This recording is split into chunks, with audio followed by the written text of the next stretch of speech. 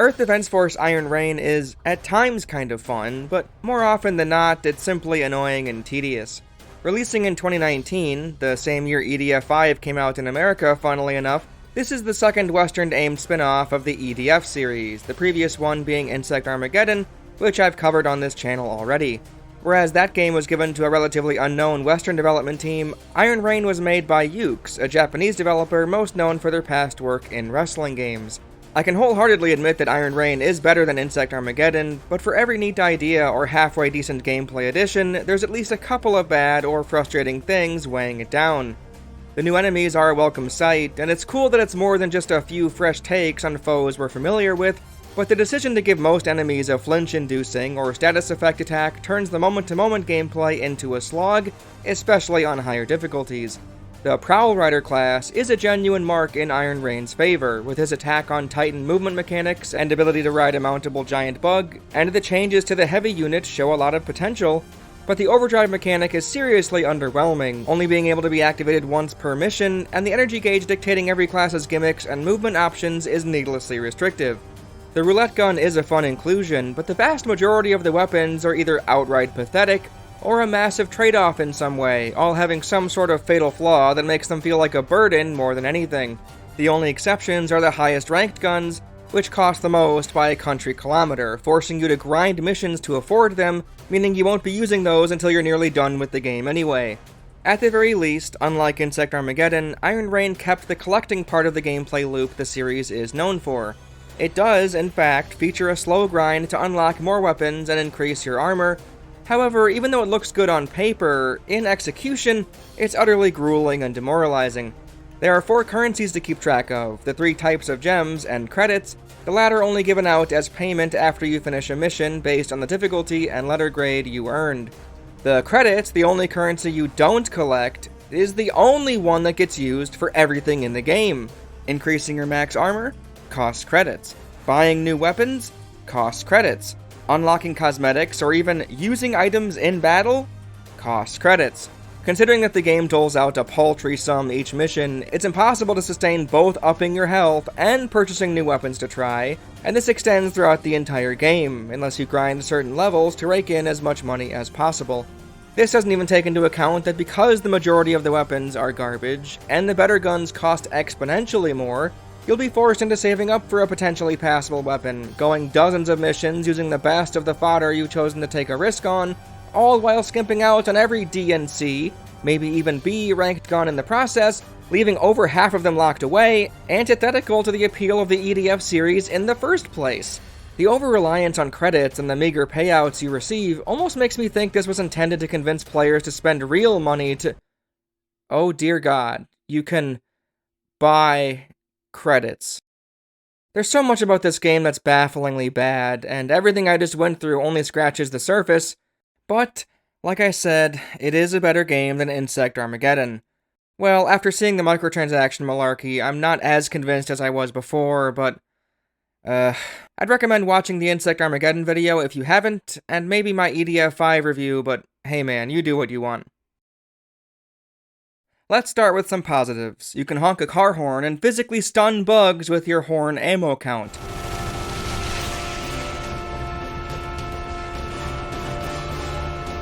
Weird? Yes. Awesome? Also, yes. There's other generic-looking non-commercial vehicles, and running your friend over with them is admittedly very funny. Old eject. You did. Oh God!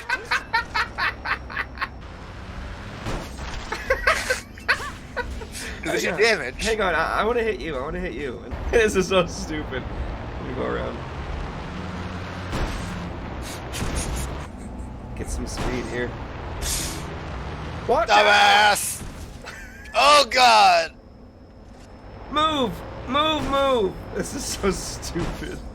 It does hurt. Okay, now for the real stuff. The environments are a lot better than in Insect Armageddon. There, it was essentially a single brown city, and that was it. Here, there's a city, day and night, a beach with some overlooking bluffs, a forest near a shallow river, underground tunnels, a sandy expansive dune, an aircraft in the sky, an EDF outdoor base, Arizona, and what do you know, there's even a snow level. With all this variety, some congratulations are in order. A Western-aimed EDF game is now on par with Earth Defense Force 2017. Very nice, well done. For real though, the snowy and nighttime variations are always nice to see. The tunnels don't feel great, there's a distinct lack of enemies and open areas to let this setting breathe. They slapped some red arrows around to help players navigate, which reminds me of the less than stellar Left 4 Dead custom maps. If the idea is that the rebellion is living down here, thus they need to know their way around, I think light sources and other equipment should be enough. Maybe Yuke thought EDF players didn't like getting lost underground, but it's never been something that bothered me a whole lot. The EDF base is a very small map, and it's not very exciting. It's usually shackled to some of the worst objectives in the game, either taking on the rebellion or defending a point of interest. The aircraft is the real EDF headquarters in this universe, and it comes equipped with a bunch of turrets. Small annoyances with them that I'll touch on later, but they're fun to use for the most part. I don't have much to say about the map for these levels specifically, but I have to admit I wouldn't hate seeing an interpretation of this up-in-the-air idea in a real EDF title. The sandy environment, though, is the best thing in the game, simply due to it not having some sort of downside attached. Well, not the flat and uninteresting wasteland-looking map, that one doesn't do much for me, just the sandy city one. I have a fondness for desert levels in games, and the introduction to it being more atmospheric and relaxed, given the Scourger's initial inactivity, was honestly a great surprise. No notes, I want the mainline series to have a biome like this. Also a lava one, that'd be sick. The beach is nothing remarkable, and the cities are what you might expect. They do feel a bit better than what was featured in Insect Armageddon, but it's nothing compared to 4.1 and 5, and there's one annoyance related to the buildings that make them even worse than 2017. Destructible environments are a formality with this series, but the effects themselves can make or break it. In Iron Rain, the explosions all end with a thick black smog effect, and the same goes for when buildings topple over. A black impenetrable smoke is the end result. Somehow, even though there are far fewer enemies at a time compared to the mainline games, completely losing sight of the battle space is a much more common occurrence. The camera is jammed up to the back of your character for some reason, the FOV being atrociously low. After my time with the game was over, I came across some mods and fixes to make the FOV more like the other EDF games, and it's pretty sad that players have to take that upon themselves. The game the designers gave us, with this super zoomed in angle, means even a couple of enemies nearby could block out everything else. I was wondering why it was such a pain to track down enemies in the air, and I knew it couldn't have simply been my sensitivity settings or use of a controller, as the other games feel fine with controller in mind. Nah, you just have less headspace to work with in the first place. Well, and the flying enemies suck dick. We're here, it's time. The enemies of Iron Rain are a mixed bag, but not in the way you might think. Some aren't amazing, while others are terrible. No, they're all mostly fine, but they're all also mostly annoying. Many types of ants are here, even the flying ants which haven't been seen since EDF 2, as the hornets of course took their place. Wolf spiders that jump high in the air and release baby spiders. No, not gonna complain yet. There's the flying drones called attack pods, a kaiju Godzilla monster named Basil, and a new look for the dropships.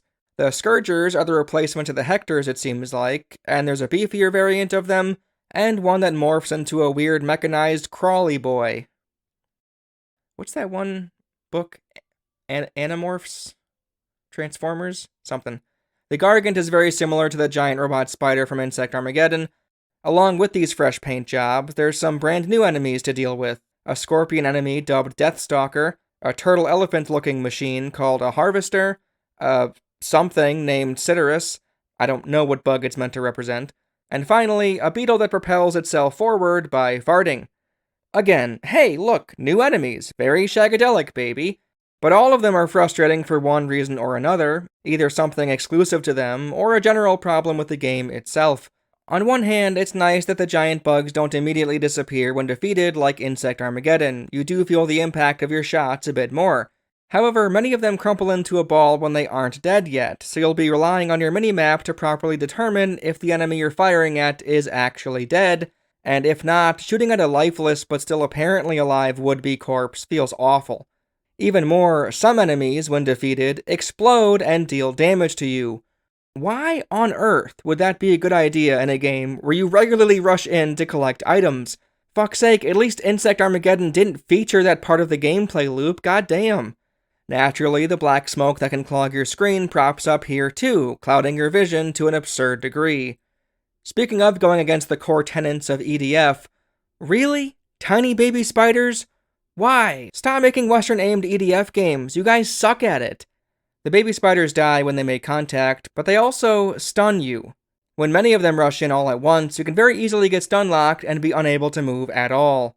How fun, what a cool game. So many enemies have a flinching attack of some kind, and I can't stand it. This, along with the status effects of poison, fire, and frozen, makes me think Ukes were trying their hardest to make up for the fewer bugs per square inch than the mainline games had. What's that? Prioritize fancier graphics over enemy density? That's what the Western audience wants. You're good! You're good! Maybe some players out there are in favor of a better looking game at the cost of insect quantity, but for me, it isn't even strictly about that. If the devs felt they needed to inject the bugs and robots with tedious flinch-inducing attacks to keep up appearances on how difficult the game can be, then the reduced enemy count has 2 strikes going against it. It's incredibly unsatisfying to not only take damage, but also get stun-locked in place, or get your charge-up attacks and item tosses interrupted. Put it down, put it down. Oh my god.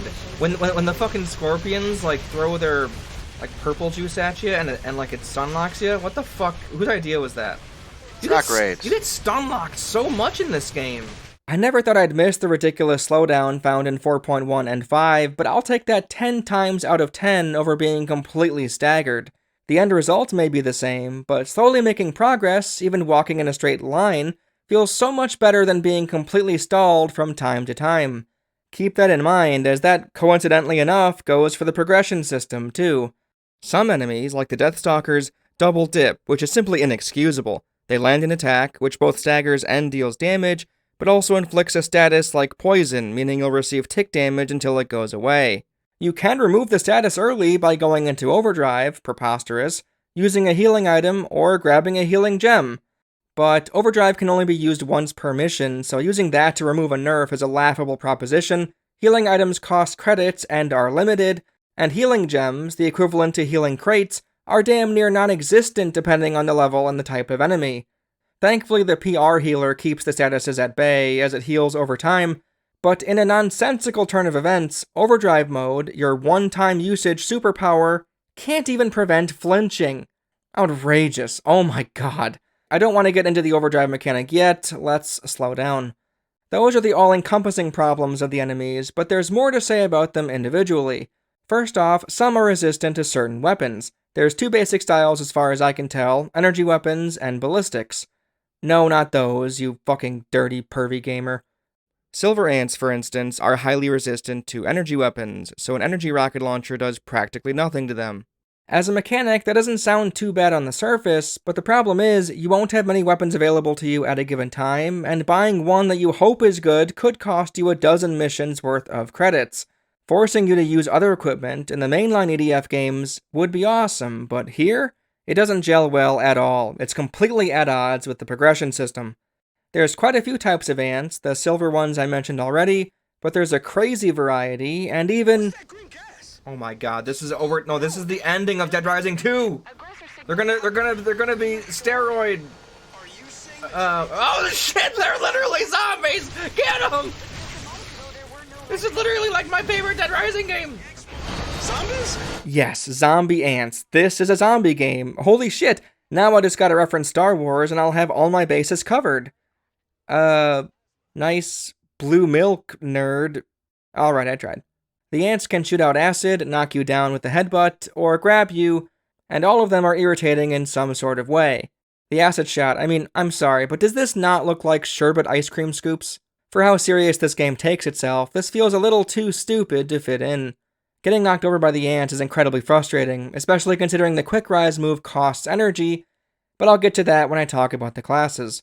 Funny enough, I spotted this immediately. In the tutorial intro mission, I said this while only having played the game for 5 minutes. Look! It's falling apart! I don't like getting knocked over so many times by these fucking ants, though. Jesus. Lastly, when you get grabbed, the camera angle shifts to a more intimate angle for some reason. This always felt jarring and tiresome. The wolf spiders being able to jump so high in the air is a pretty unnerving visual, but fuck me does it make them annoying to fight. The Scourger Deluxes have this problem too. They'll yeet themselves out of your sight and over to the next neighborhood for some reason. The attack pods, the flying drone things, are one of my least favorite enemies in the game. The missile launchers, at least the ones I've been able to afford and try out, aren't very good, so you're stuck with manually aiming and firing at them, and their speed and height, along with the low FOV and close camera angle, turn them into deadly pests. On my Disaster single-player run, the biggest difficulty spike by far was the Defend the Base mission, only because of how many of these assholes were zooming all around. This is a good time to talk about the minimap, as even that isn't a helpful tool for these guys. It may look the same as every other EDF game, but it's not. It's far less precise when relaying the height of the enemy. It seems to only present set positions, so if an enemy is below you, it'll look like this, and if an enemy is above you, it'll look like this. In the mainline entries, the length of the line attached to the red dot was very useful in knowing approximately how far down or up the enemy was. Very, very low? Well, you likely have to keep exploring the tunnel to find a big drop. Very, very high? They're likely high up above you, like a dropship or something. Easy peasy. Now, though, best assume when a red dot is elevated that they're hovering next to the fucking sun. The same thing goes for the flying larva of the Raznid. Oh, I had a joy trying to track these nuisances down on higher difficulties. The Cyteros things are one of my favorites, but naturally they also have a knockback attack.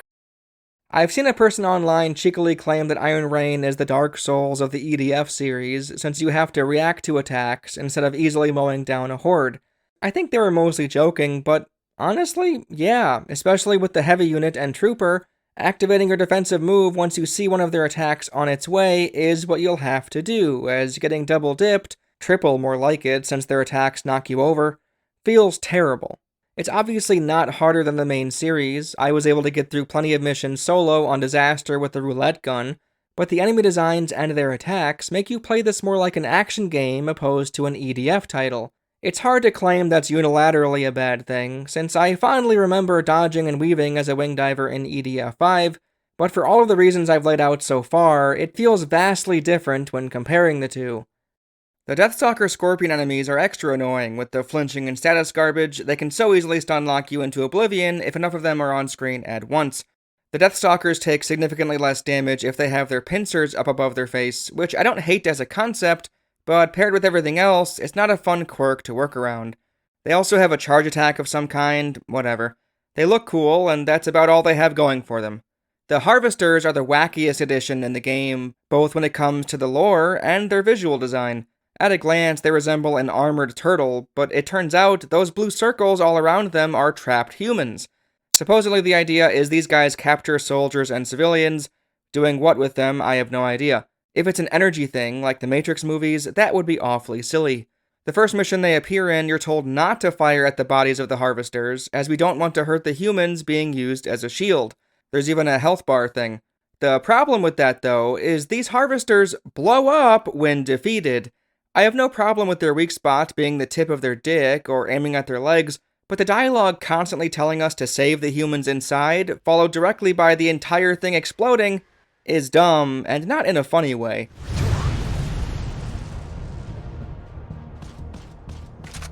Mission accomplished.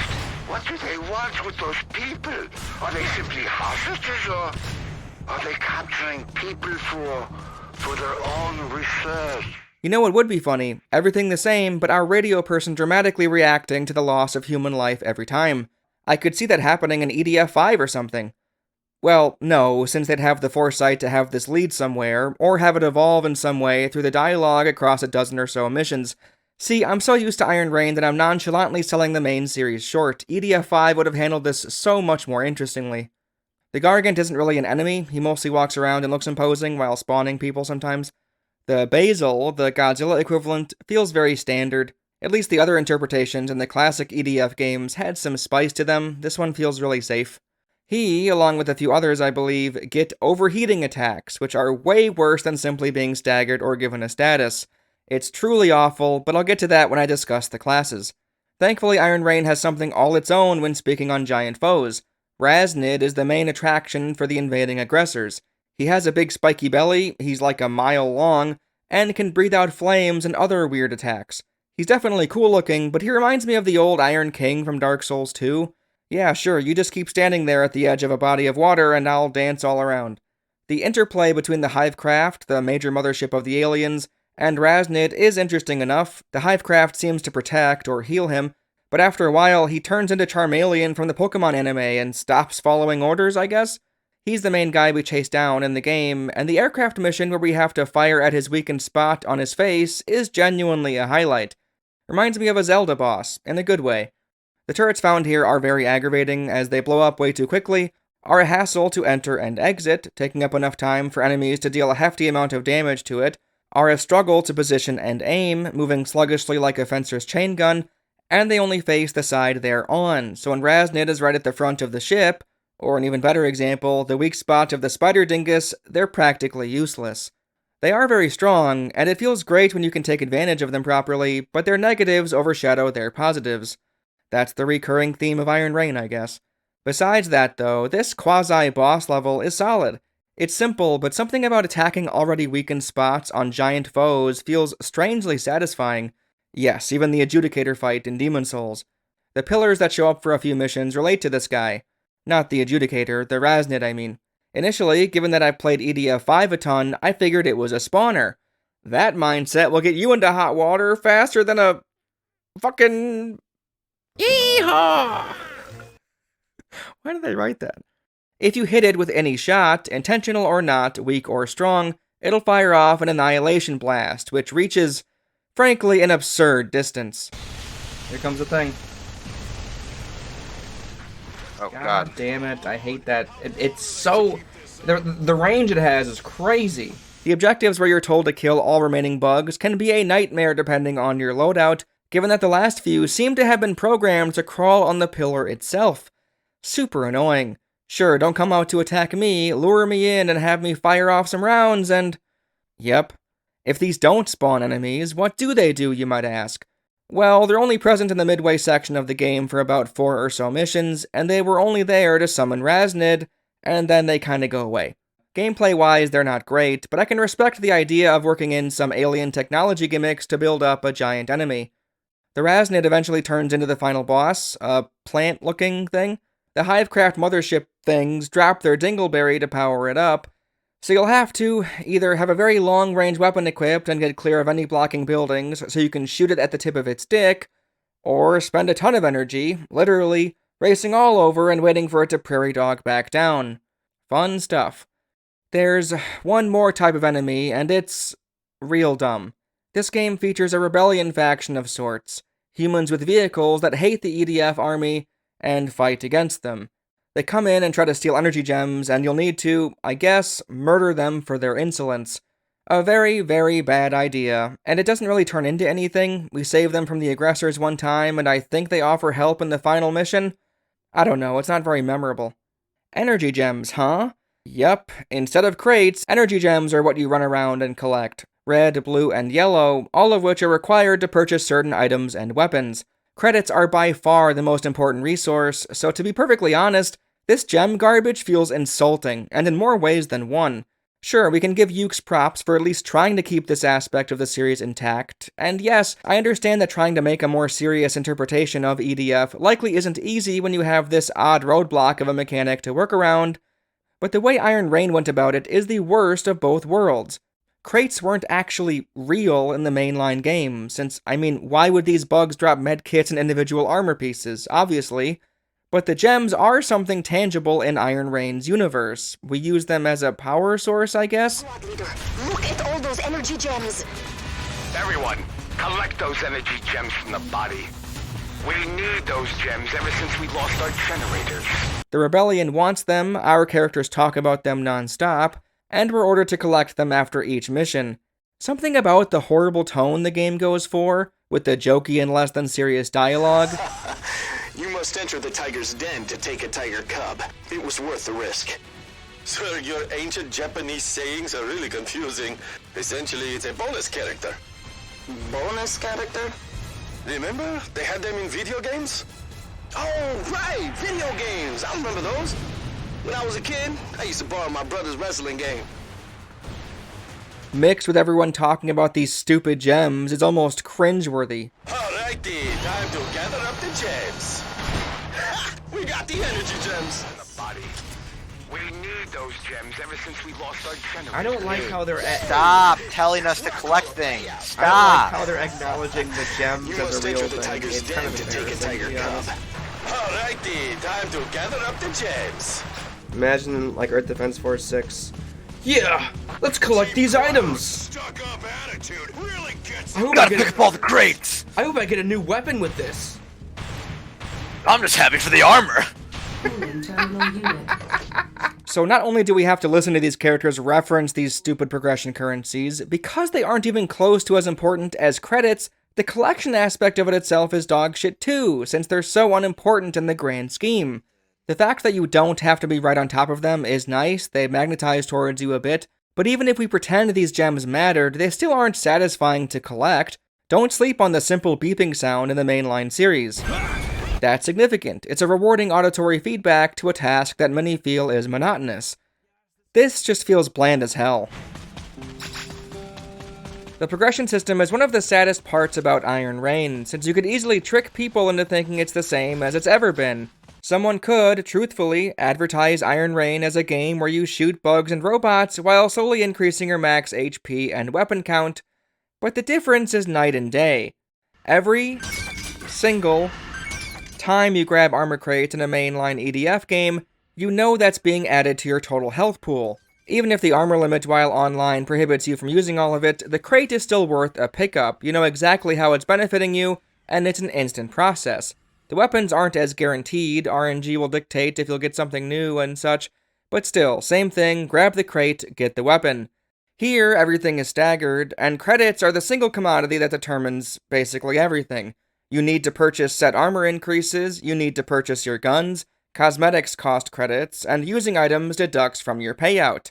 If you're trying to increase your total hit points, you'll need to funnel your funds in that direction, which means you'll go X amount of missions without getting to try out anything new, even though you already unlocked it. Everyone type in hit point get in the chat. Hit point get. Oh, this one's got bouncing bullets, the PG clown, you see it? Oh, I did not see that. That sounds Oh, cool. I don't have enough credits to buy it, god damn it. See, it's right there, you just can't afford it. Early on, this feels rough, but it actually gets significantly worse as time goes on. At the beginning, you might be able to gain a few armor upgrades quickly if you forego new guns for a couple of levels, but, of course, the price gets higher and higher each jump, and the same leap extends to the weapons of a higher grade. Now you might need to save up 3 missions for a health increase, and then maybe another 3 for a single new weapon. It's like having to use multiple skill points in a video game to acquire a single new skill. The level ups become far less impactful and meaningful as a result, and that same empty feeling exists with Iron Rain's system. Having to save up to get a larger gain is not nearly as satisfying as slowly chipping away, gaining ground each mission. Even if everything was entirely equal and there were no sacrifices, earning 10 armor each mission due to your own actions is much better than getting 100 armor all at once at the end of mission 10. Because you have to save up for any significant purchases, this means you'll have fewer weapons to pick from at a time, which is so far removed from what you'd want out of an EDF game it's madness. Going back to playing EDF 5 with my friends after enduring the Iron Rain slog was such a breath of fresh air. Holy shit, I can pick from all of these weapons, I can use what I just unlocked immediately, I can help my teammates and increase my own armor supply by collecting crates? Yes please, I could play this for another 100 hours easy, even as an air raider. With Iron Rain, it's almost like the developers fooled themselves. If everything requires credits, and you get credits every mission, you're kind of working on everything at once. You have the freedom to choose what you want to upgrade, except, no, that's not how it works at all. In your head, you're eyeing up something specifically. A new weapon, out of the many, many ones that are locked to you, increase in armor, or even cosmetics. That's your goal, so really, the credits become limiting instead of freeing.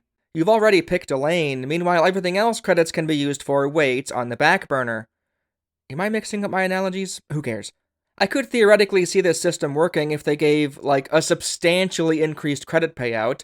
It wouldn't solve the issue, but it would mitigate the constant feeling of stalling. As it is now, though, having to grind levels on disaster difficulty to afford the things you want makes it all feel so pointless.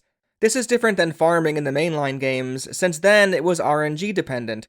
Somehow, that actually feels better, leaving it up to chance to net you the weapon you're hoping for. This hoard your money like a dragon for 10 missions nonsense is just disrespectful of a player's time. I would say maybe this, along with the majority of the weapons feeling so lousy, was to encourage players to buy credits with real money, but I find that hard to believe. The highest amount in a pack is 70,000 credits, and that's not nearly enough for anything good. It won't save you from grinding. It costs 800,000 credits to buy the highest ranked guns. That's 11 of the highest packs you'd need to buy. $60 for one of the few decent weapons? No way. Plus, it isn't presented to you in-game, which I guess is a good thing. Predatory microtransactions are obviously bad, so I suppose it's nice that these are hidden on the store page. But now that we see how utterly inefficient and almost pointless buying credits is, why this grind? Why this system? Why Johnny? I've already mentioned it a few times, but the weapons all around are a big misstep. Quite literally, every single weapon has some sort of drawback to it. I saw a Game FAQ forum user complain about it in a way that really put it in perspective for me. A plain old EDF classic-style rocket launcher with no wacky bullshit takes late-game hardest to unlock. Think about that. A normal humdrum rocket launcher not only takes so long to finally earn, but it's an improvement over the rest. The game doesn't unveil cooler and more powerful weapons as time goes on. No, it just removes the ridiculous shackles every other gun so far had holding it down.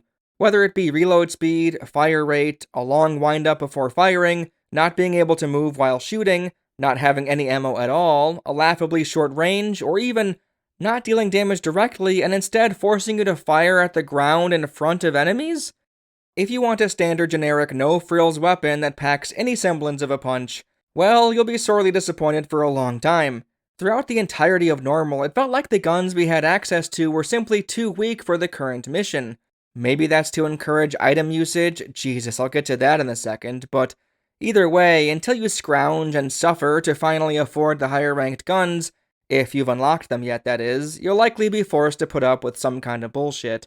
Hell, even then, I stupidly bought the AA ranked sword, thinking I'd finally have an ace up my sleeve. Whoopsie, the range is 6 meters, guess this is basically unusable. Sick, what a fun waste of my money. Like so many other things in Iron Rain, the weapons are more obviously staggered than before. Gone are the weapon levels, which could incrementally get higher, and to replace them are letter grades, D, C, B, A, and AA? Can the West not comprehend S rankings? Super weird. The AA weapons are special, they don't unlock by chance, they're based on enemy kills. Some are relatively easy, the Mystic Spider one I did without even realizing it. I grinded a Cyteros mission for a while to earn credits, 22 I think, so I unlocked that one too, the sword, and it's not great. Those 2 kill counts aren't horrid, but the others are truly something else. Some enemy types only show up in 1 or 2 missions, so asking a player to grind for specific bug kills feels like a sick joke. Again, I could maybe see this idea working in a real EDF game, but there are so many factors going against it here. Mainline entries have a higher mission count, it outright feels better to kill hundreds of enemies in those. To actually get the most out of the games and the difficulties, you'll likely be playing hundreds of hours anyway. And most importantly, you aren't saddled with garbage before then. There's so many awesome weapons and loadouts to pick from, and the credits grind doesn't exist at all, so you wouldn't need to then pay for those unlocked enemy kill weapons. Oh god, fuck this system. It's pretty sad that once you have enough credits to actually buy some of the lower ranked guns, you don't want to buy the lower ranked guns because you don't want to use any of them anymore because you're not on a lower difficulty. It doesn't make any sense. It's almost like it was designed so you would just never use a whole bunch of the lower tiered guns. What is the point of that? The roulette gun, which feels like it's supposed to be a joke weapon, is somehow one of the more reliable picks. There's one where 1 out of every 10,000 shots or something deals a ridiculous amount of damage, but that's mostly just a meme. The others are a bit more practical, 1 out of 100, then 1 out of 10, with a decent bit of damage when the RNG rolls your way. The noise it makes when you get a critical shot is pretty charming.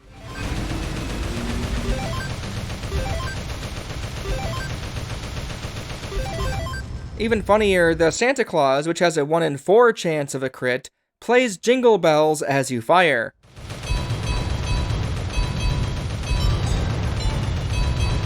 The Santa Claus was unfortunately one of the better guns I had access to, along with an assault rifle with poor accuracy and horribly long load times, but was able to stagger enemies, and a sniper rifle that lacked a scope and had rapid fire for some reason. Jesus Christ, half the sniper rifles don't even pretend to be snipers, they shoot out faster than the assault rifles. All three of these allowed me to get through hard by myself, and even many missions on hardest and disaster. Every rocket launcher or missile launcher or shotgun I took a chance on, sadly, wasn't very good, for one major reason or another, so in order to assure I didn't keep wasting my money, I kept on trucking with the only things I knew worked, and eventually put all of my credits into buying health upgrades. I'd be into the roulette guns if the grim reality of how useful they were wasn't always on my mind. Just kind of embarrassing that the normal weapons found in the game are so unsatisfying and ineffective that a quick reloading but terribly weak assault rifle is only worth it if only for every fourth bullet. I mean, really, a single-shot shotgun that takes forever to reload and simply lights up an area? This game is never dark. Why would Iron Rain benefit from something like this? Certain guns having auto-reloads, where it'll recharge on its own even after you swap weapons, is great, and some having active reload mechanics while others don't isn't a terrible idea, much like some enemies being weak to types of weaponry. Even the meme guns, like the shoot-at-the-ground variety in Light Bright, these have potential, but it's all put to waste due to Iron Rain being, well, Iron Rain. The swords aren't terrible inclusions, and at their best, they're kind of fun, with their slicing energy waves and visible gashes they leave on enemies. The rocket that creates a giant red energy ball. Don't tread on me, sir. What are you gonna do? Oh, no, no, no, no, no, no, no, no, no.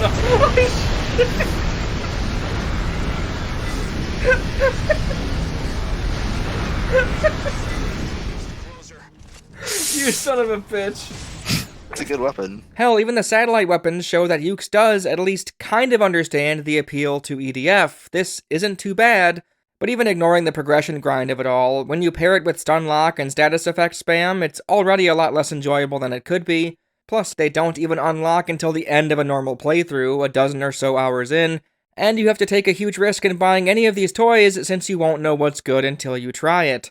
Fuck's sake, some of the descriptions aren't even correct. Sometimes the flavor text will claim a flaw has been fixed in the new iteration of whatever line of gun, only for it to still be there. The one that really bugged me was the Apocalypse gun, a more powerful version of the SN Apocalypse, even though it has worse stats and everything? How? What are you talking about, game?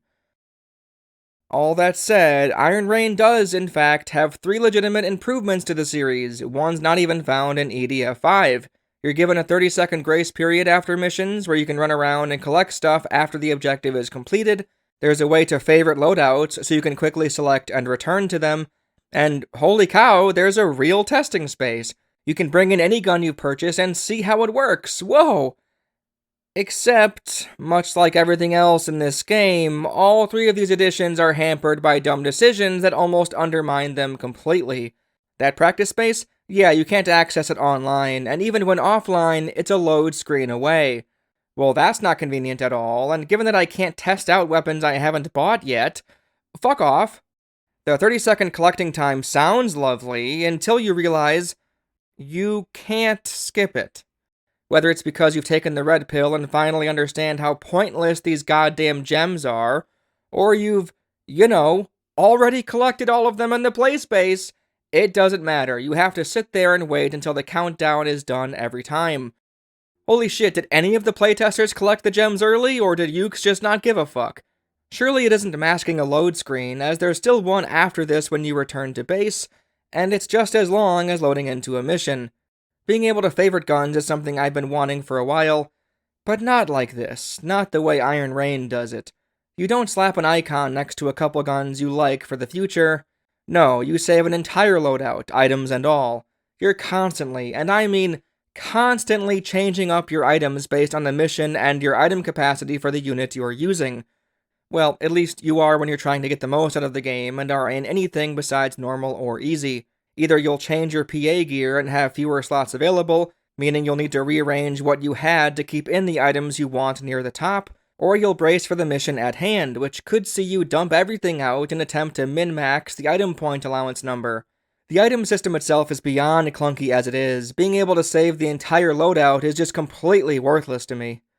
That's as good a segue as we're going to get. The item system might just be the worst part about the whole game. Imagine all the wacky equipment options the Air Raider, Ranger, and Wing Diver had, locked behind this garbage credit system. There's so much here, and some of it isn't bad, but to reduce your credit payout every time you use one of these in battle is the dumbest thing ever. I've already gone through the credits, you know how awful that is already, but to add another thing to potentially buy, and then punish players for actually using these every single fucking time? Better not call down a vehicle, they'll steal 3,000 credits from you. Oh, and you can only use a vehicle once, by the way. Why must you multiple? Are you kidding me, dude? Dude! You're gonna kill my vehicle! Are you kidding me? My vehicle! No! Why did you do that? You know exactly why I did that. And you people wonder why I'm toxic to him. When it inevitably gets destroyed or runs out of ammo, you can't call down a new one. Seems awfully similar to how Overdrive works, which I'll discuss soon.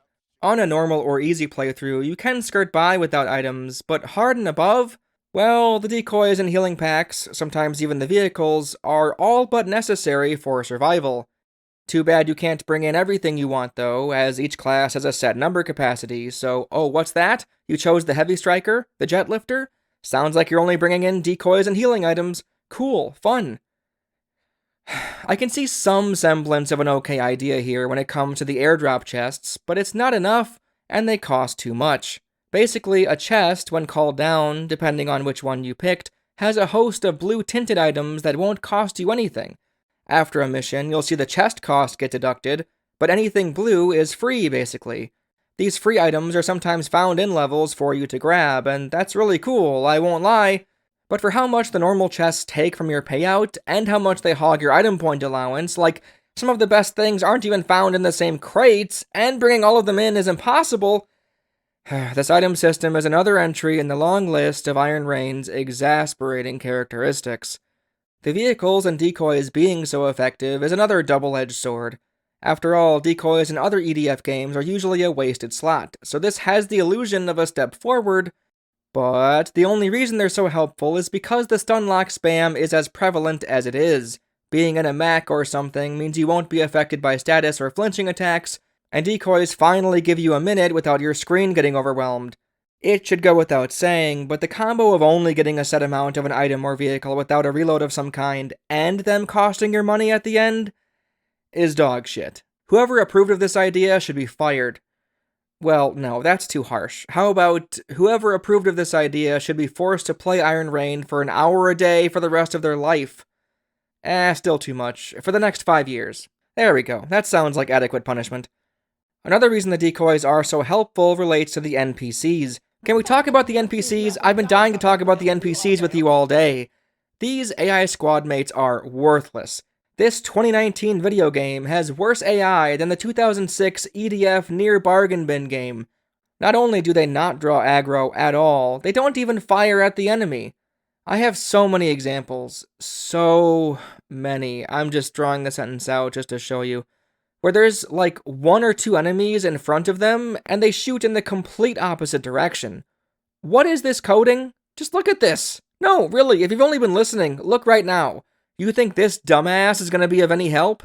Even if the prior game's allies couldn't take down a significant number of insects, they could be genuine distractions, even on the highest difficulty levels. Here, though, no shot. The enemies all rush towards you and mostly ignore everyone else. The NPC voice lines are basically what you'd expect. It's very similar to Insect Armageddon, so I won't show that many examples, but yeah, the point remains, and it's the same one I went through in that video. Ugh, creepy. Ladies first, Brenda. Oh, so you're electing yourself?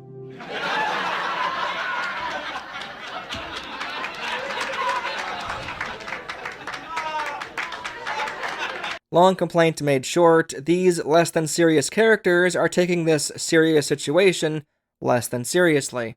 There's once again a group of allies you'll hear through your comlink the whole game. They have banter, and it's not very interesting.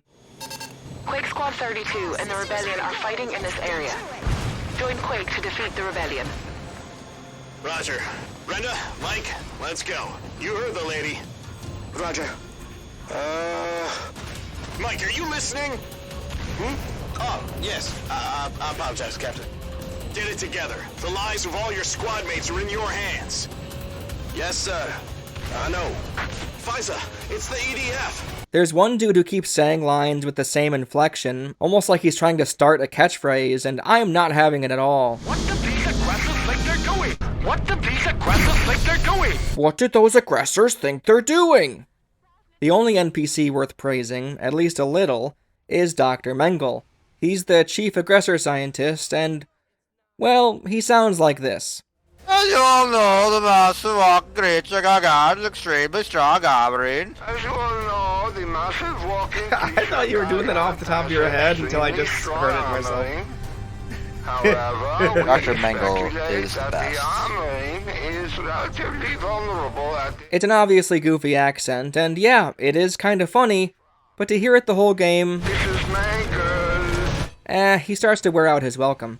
There's also Olivia on the radio broadcasts after missions, and she's both a complete simp for the EDF, and also seems to serve as propaganda for Helped with us. the laundry, just to be able to contribute. They let me join them for lunch there, and wow, was it delicious! Lately, food is really What you scarce out shopping here. for? Here I am, so used to disgusting canned food that theirs tasted like ambrosia. For those listening, enlist in the EDF, and you may find yourself eating these delicious meals every day. I don't get it, but sure. Lastly, there's the weapon seller robot. This is just a wannabe claptrap, right? Remember that joke robot from Borderlands? Well, here's his cousin, I guess. Yo, how's your finances going? How's my finances going? Horribly! Thanks for asking, I can't afford any of these fucking guns! Now, there are a couple of things about Iron Rain I can't speak positively or negatively about, since I didn't get to experience them. There's a mercenary mode, which is some type of online multiplayer match. I imagine they're using the Rebellion as one of the two teams, and collecting gems or something would be the goal. I don't know, nobody plays this game anymore. That's also why I couldn't see how the 6-person online co-op played out. 6 players at once could be the bee's knees, but I don't know, I didn't get to see it, nobody plays this game anymore. I did see a few lobbies here and there, but they were locked behind a password. Awesome, nice work, Ukes. Speaking of Ukes, you can really see their influence with the level of customization for your character. This reminded me of creating a wrestler back in the day, so good job, I guess. I mean, it'd be better if everything wasn't credits, but that point has been made 1,000 times by now. You can acquire more outfits and accessories by beating missions on certain difficulties, and also finding MIA drones. There's an MIA drone hidden somewhere on every level, 3 of them in the testing area space for some reason, and they unlock specific weapons and outfits. I found all 55 of them. Wow, what a tedious endeavor. Look, maybe something like this would be cool with a real EDF game, but because I wasn't having a good time with Iron Rain anyway, this didn't help to lift my spirits. Oh wow, a weapon I have to grind credits to pay for, neat. I couldn't tell you if any of these weapons were good, or if I even used them, since I didn't track which ones were MIA or regular unlocks when deciding to buy something. Did I use any of them? I have no idea. For all I know, looking up walkthroughs to find these little things only serves to get me a shiny achievement, and boy howdy, I don't think it was worth it. It doesn't help that the yellow radius for the drones only shows up when you're nearly on top of it, and many of them are placed in such a way that only a flying unit could ever find them. That's the final thing left to discuss about Iron Rain. The classes featured in this spin-off EDF game are sad. There's the trooper who can dodge up to 5 times, the jet lifter that can fly, the heavy striker that gets a shield, doubles up on guns, and can wheel around as a sprint option, and the prowl rider who has a Spider-Man / Attack on Titan mobility, and can ride a bug mount for their overdrive. The biggest problems with the classes are mostly thanks to the stamina system. It's like Yuke saw how cool the wing diver in 4.1 was, with her movement and overall potential tied to an energy system, so they decided to make a version of that for every soldier type. What's that? You could roll indefinitely in any other EDF game? Sorry, bozo, once you perform that 5th dash as a trooper, it's going into overheat mode, where you can't dash again until it reaches 100%.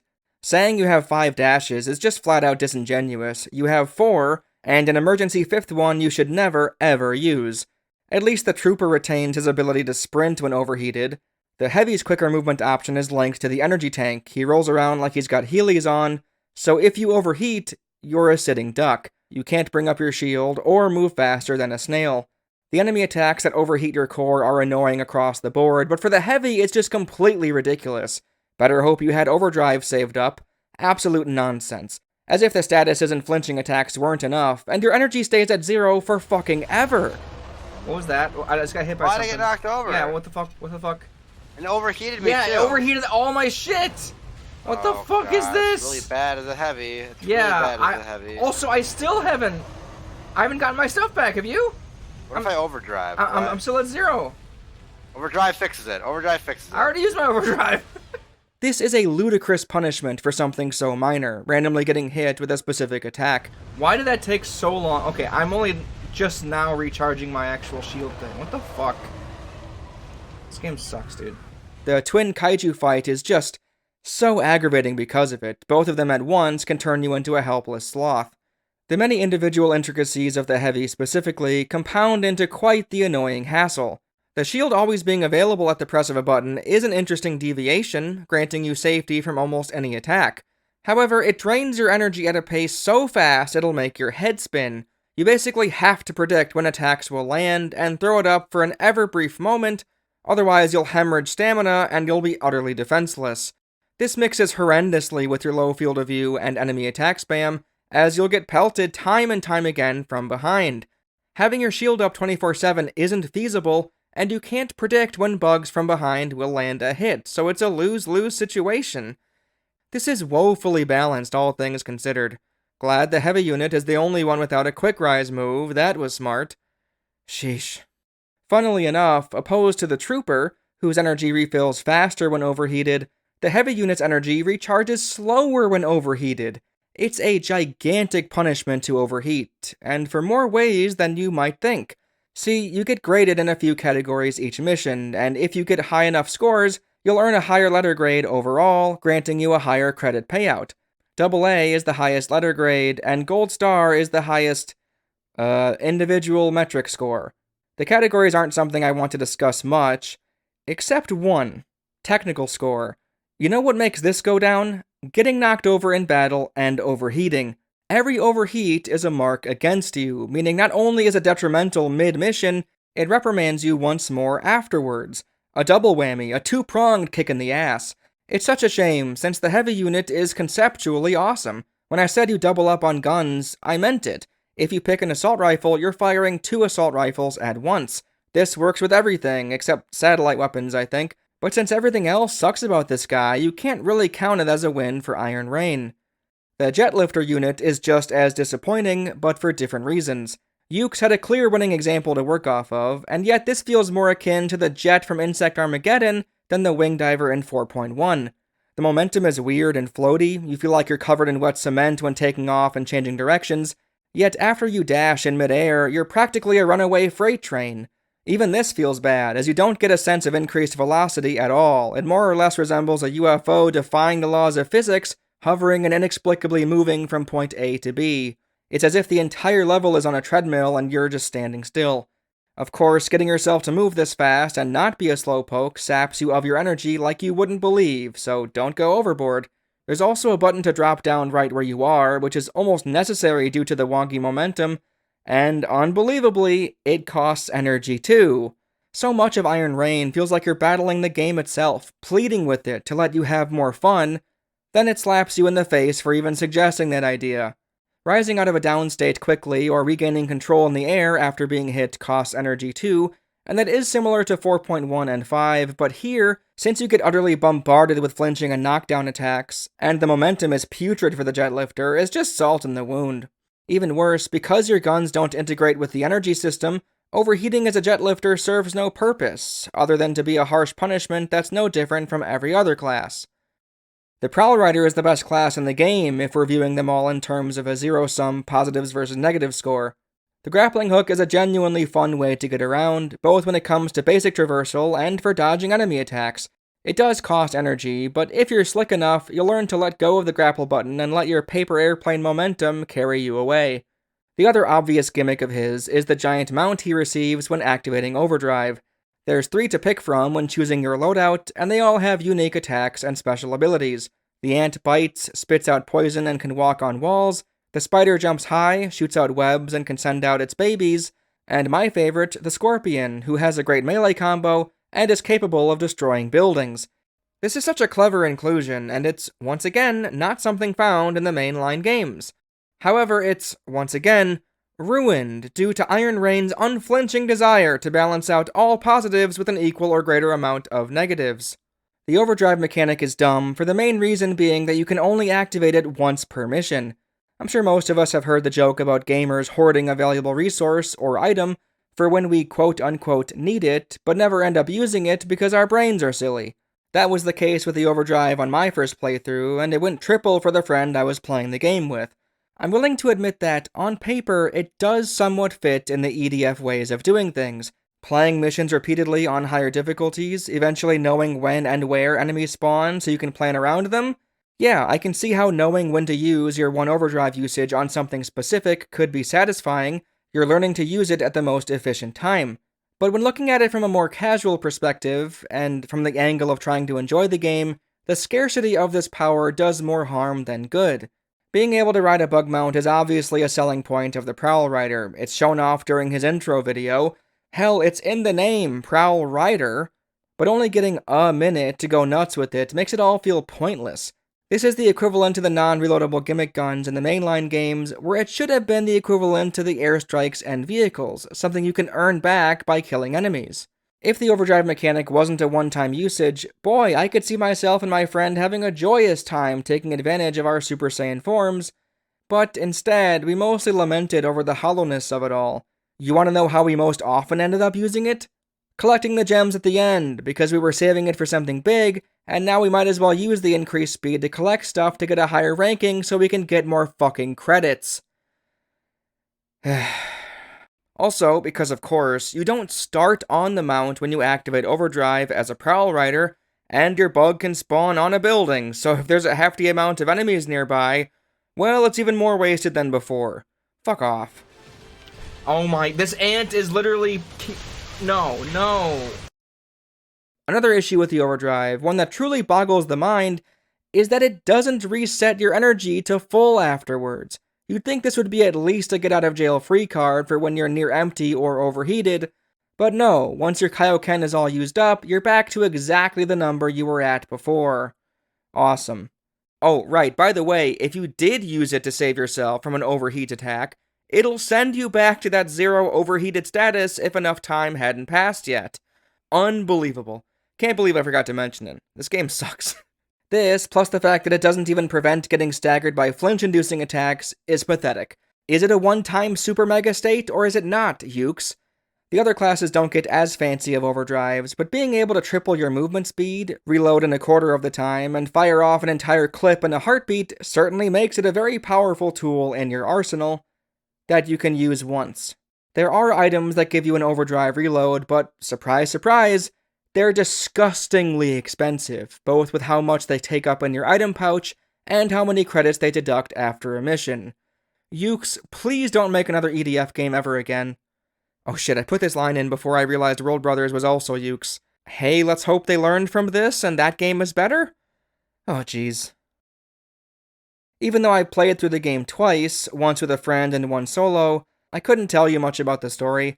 I don't like to focus on narratives much as it is, since so often it isn't executed well, doesn't integrate with the gameplay in a way that feels engaging, and overall doesn't do enough to justify how much time it takes up. I know EDF stories generally aren't trying to do a whole lot, but their humor elevates the alien invasion storyline to a level where you're eager to hear more dialogue and cutscenes. Not so much here. They tried to add some subtext to the EDF army dynamics, with us being for profit. Our commander talks about the sponsors. We can't retreat because what would the sponsors think? Wait, retreating now? What would I tell the board? Do the sponsors mean that much to you? We have to protect this part of the city since sponsors live here. This area is the 5th priority level AA. Many of the EDF sponsors live here. That, and the rebellion, and maybe even Olivia starting as propaganda, then getting disillusioned with the war efforts. And why not throw in a "we are the real villains" trope, too? They say the pollution level improved by 16.4 points in the last 10 years. Well, yeah. Since the aggressors invaded, no power centers or factories have been in use. Makes me wonder which is worse for the Earth. Them or us? Wish I could laugh at that. I mean, sure, there's more here, kind of, but everything is so bland and forgettable, none of it leads to anything, obviously, it's Earth Defense Force, and most importantly, none of it is funny. A big miss for me. The developers mentioned that they really respect the older games, and they were most interested in the ending of EDF 2017 and beginning of 4.1, how 7 years had passed since the first war ended, and the dynamics of the bugs not being completely eradicated, but still ever present. That's why the intro tutorial has you shooting down the mothership, your character goes into a coma for 7 years, and you continue on like normal. The impact is severely reduced when it's just the tutorial mission.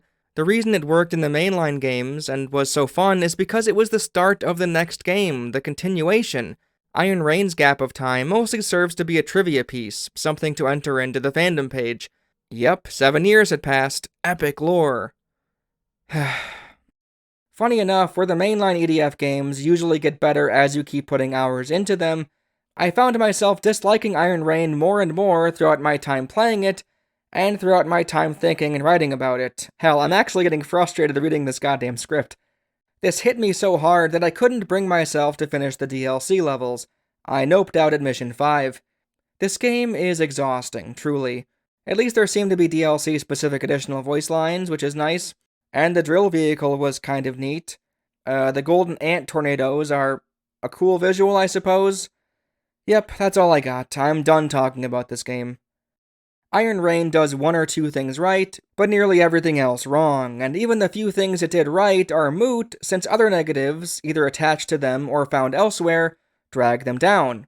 Oh, everyone can use the same guns and items, and Overdrive is a single-use per-mission thing? Alright, I guess the Prowl Rider only has its movement going for it.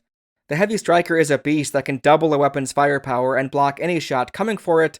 But what's that? The stamina drain on the shield is insane, and if you overheat, you're a sitting duck for an absurd length of time? The Jetlifter's momentum is dumb? None of the guns are fun to use? Collecting stuff is boring since it doesn't grant immediate improvements? The items as a whole are needlessly clunky and heavily discouraged? On and on and on and on. Iron Rain is a peck on the cheek, followed by a punch to the balls.